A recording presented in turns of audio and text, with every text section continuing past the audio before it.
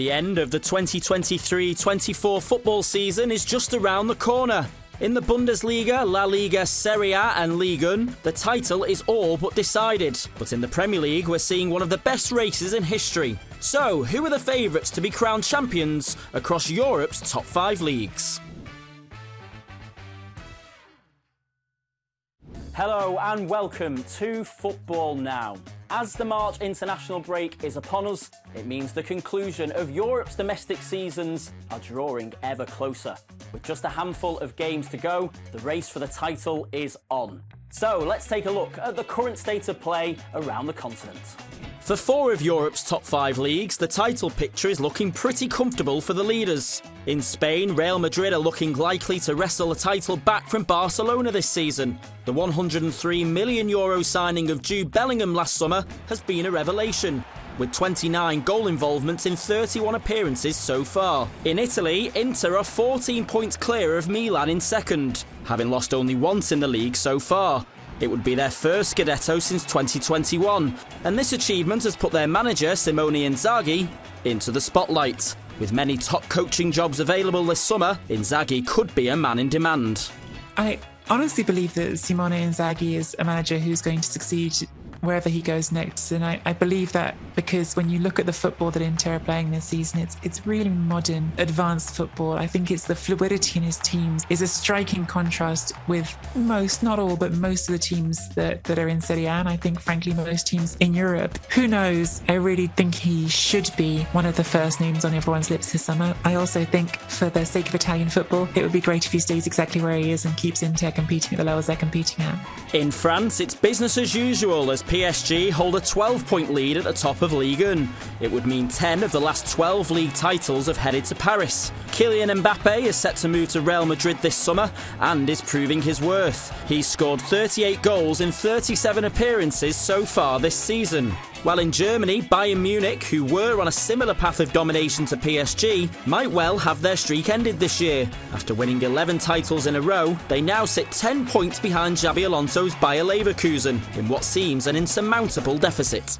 So things are looking pretty straightforward around Europe then, but the same can't be said for the Premier League. With just 10 games to go, Arsenal, Liverpool and Manchester City are 3 heavyweights separated by just 1 point. The Gunners were in this situation 12 months ago, but ultimately couldn't get the job done. A year later, are they finally ready to lift the title? I think Arsenal have been at a better form at the moment, especially with our midfield. We've been able to adapt. This year alone, we've scored 33 goals and conceded only 4. It's one of the most against all the other teams. I think we've got the mindset at the moment. Arsenal winning the league will mean a lot for all of us because it'll be one of the trophies that we'll see in our lifetime. Last time that Arsenal won the league, I think I was about 5 or 4, so didn't have any recollection of this and I wasn't able to experience anything. It'll definitely be something historical as well, and especially under Arteta. He's helped form the team so much, so that would be amazing for us, for him, and also to just shut the rivals up as well.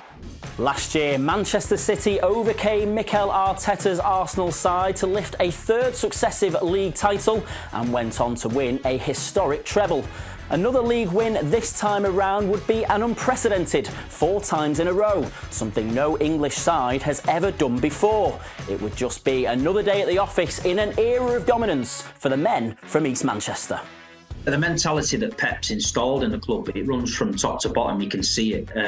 It's unique and it's pretty ruthless, you know what I mean? It's like these players are just getting on with it and they're ploughing through it. There's a lot of things that Manchester City have done in the last decade which are unique, you know what I mean? We won the treble, which obviously United did it years ago, but we finally did it. We've won 2 more trophies this season, so we won the quintuple, if you want to say that. You know, we did formidable season, all domestic, clean sweep, and we did the Centurion season. So if they managed to get 4 in a row, it'd be brilliant. It'd be another achievement. And for a team that a lot of people claim have got no history, they seem to be making the history, and the history they're making is unique. It's not just stacking up numbers and trophies. We're doing things bigger and better than everybody else.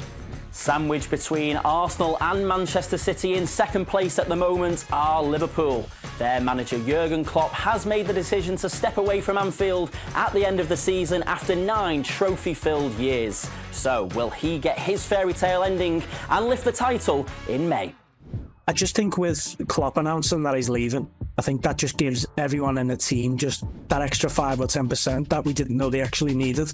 I look at Man City and it's just Man City, isn't it? It's just a machine. They can go on forever. They can win 20 games, 30 games on the spin. When we won it, although it was COVID and stuff like that, we had this thing about us, like aura, an attitude about us where we won't get beat or it'll take something special, especially. But it kind of feels like the momentum's with Liverpool right now, especially with the Klopp news. The players want it, the managers want it, the fans want it, especially for Jurgen as well. We didn't want to see him go, of course we never, but if he goes winning the Premier League again with fans in the ground, it'll be a perfect send-off.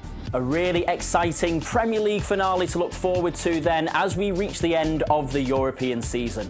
That's all we have time for from our studio here in Doha. Do let us know your thoughts using the hashtag #FootballNow title race, and we'll see you next time. Bye for now.